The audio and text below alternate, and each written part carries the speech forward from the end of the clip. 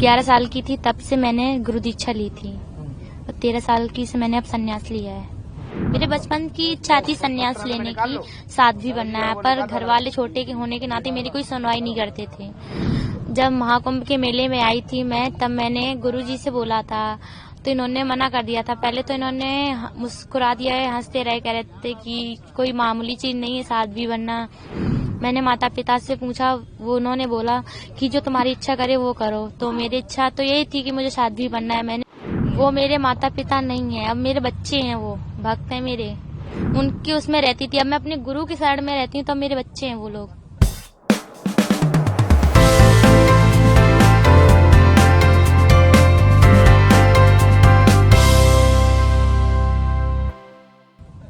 आप भी बच्चे हो, आप सभी लोग मेरे बच्चे हो। आप आगरा की रहने वाली हैं? जी हाँ। आपकी उम्र महाराज ने बताया कि 13 बरस है। जी हाँ। कई जगह 9 बरस भी चलाया जा रहा है। नहीं, मैंने 11 साल की थी तब से मैंने गुरु दीक्षा ली थी और 13 साल की से मैंने अब संन्यास लिया है।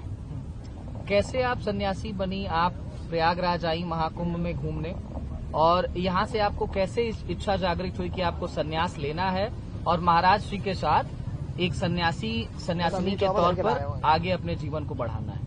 ऐसे ही मन में आया, मेरे संन्यास लेने की इच्छा हुई थी। मेरे पहले मैं भक्ति में ज्यादा विलीन रहती थी, इसलिए मेरे मन में आया था कि मुझे संन्यास लेना है। मेरे बचपन की इच्छा थी संन्यास लेने की, साध्वी बनना है, पर घर वाले छोटे के होने के नाते मेरी कोई सुनवाई नहीं करते थे। जब महाकुंभ के मेले में आई थी मैं, तब मैंने गुरुजी से बोला था तो इन्होंने मना कर दिया था। पहले तो इन्होंने मुस्कुरा दिया है, हंसते रहे, कह रहे थे कि कोई मामूली चीज नहीं है साध्वी बनना, ये बहुत कठिनाई होती है, इनमें हर एक कोई नहीं बन सकता। इन्होंने फिर मैंने बहुत जिद की, इनसे रोना धोना किया, तब इन्होंने कहा अपने माता पिता से पूछो। मैंने माता पिता से पूछा, वो उन्होंने बोला कि जो तुम्हारी इच्छा करे वो करो। तो मेरी इच्छा तो यही थी कि मुझे साध्वी बनना है। मैंने गुरुजी से कहा तो कह रहे थे देखते हैं 1-2 दिन। इन्होंने मुझे, सब लोगों ने मतलब समझाया, सब जितने भी संत हैं सब लोगों ने समझाया कि अच्छी बात नहीं है, साध्वी नहीं बनना, पढ़ लिख कर नौकरी करो, ये वो। पर मेरे जो दिमाग में रील घूम रही थी वो साध्वी की ही घूम रही थी। मैंने कि अब कुछ भी हो जाए, पर मैंने कि मुझे साध्वी ही बनना है, इसलिए मैं साध्वी रूप में आ गई। कहाँ तक आप पढ़ी? मैं 9th तक पढ़ी हूँ, अभी मैं आगे तक पढ़ूंगी। आपकी इच्छा है कि आप सन्यासिनी बनने के बाद भी अपना अध्ययन पूर्ण रूप से ऐसे ही चलाएंगी? जी हाँ। क्या आप तो अब सन्यासी बन गई हैं, तो सन्यासी का कार्य जो होता है वो क्या कुछ होता है, उसके बारे में बताइए।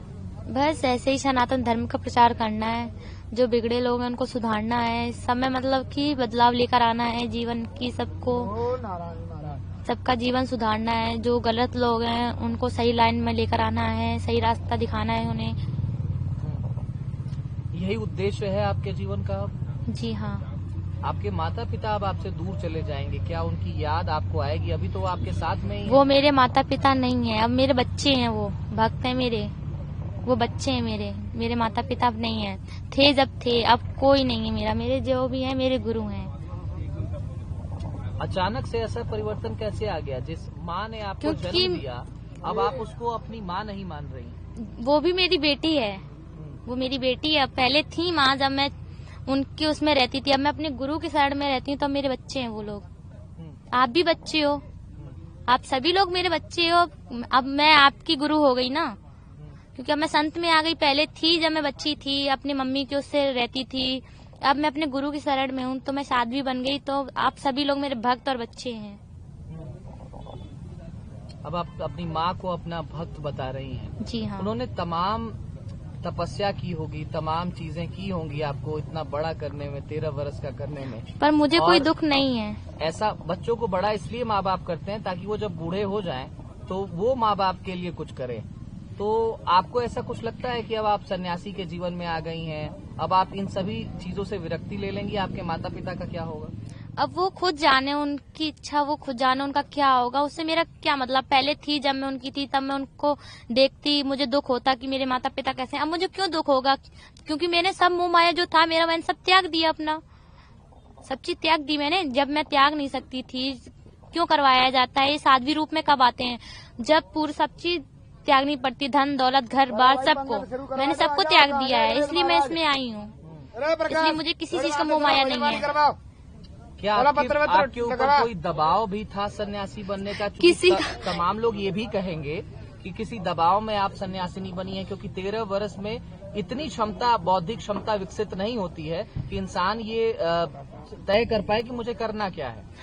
अच्छा, कोई दबाव की तो कुछ चीज नहीं थी। कितनी मैं छोटी हूँ, मेरे गुरु ने तो मुझसे भी छोटे से घर त्यागा था, 3 साल के थे। इतनी नाबालिग में कहाँ बुद्धि आएगी? मैं तो उनसे थोड़ा सा बड़ी तो थी, तभी तो त्यागा है। वो तो 3 साल के थे, तभी से त्यागा उन्होंने। तो उनमें तो बहुत ज्यादा नाबालिग बुद्धि थी। मैंने अपनी मर्जी से त्यागा है, सब चीज मैंने अपनी मर्जी से की है, और किसी का कोई दबाव नहीं, मेरे पास कुछ भी नहीं है। मेरे मन में था कि मैं बचपन से ही बोलती थी कि मुझे घर से निकाल दो, मुझे अनाथ आश्रम में रहना है। तो तब मैं छोटी थी तो कोई सुनवाई नहीं करता था, पर मेरे अंदर दिमाग तो था इतना कि मैंने कहा अगर आप नहीं निकालोगे तो मैं खुद जा सकती हूँ कहीं अनाथ आश्रम में, देख लूंगी तो मैं वहाँ रहूंगी, पर मैंने मुझे घर में नहीं रहना है, ऐसे मैंने बोला। पर कोई ध्यान नहीं देता था मेरी बातों पे, खासकर मम्मी बस थोड़ा सा भावुक हो जाती थी, रो जाती थी। पर अभी भी वो थोड़ा रो जाती, पर मेरे अंदर कोई वो नहीं रहता कि आप क्यों रो रही होंगी, अपने लिए रो रही होंगी, मेरे से क्या मतलब। अब आपकी दिनचर्या क्या रहती है? आप जब नॉर्मल जीवन में थी, नॉर्मल लाइफ में थी, तो पढ़ाई लिखाई करती होंगी, नहाती धोती होंगी, माता पिता के साथ रहती होंगी, कुंभ में घूमने आ गई आप, ये आपका नॉर्मल जीवन था। अब का सन्यासी का जीवन कैसा है? क्या कुछ करती हैं आप? सन्यास के जीवन में मैं रुद्राक्ष की माला रखती हूँ अपने पास, उसका 24 घंटे जाप करना पड़ता है मुझे।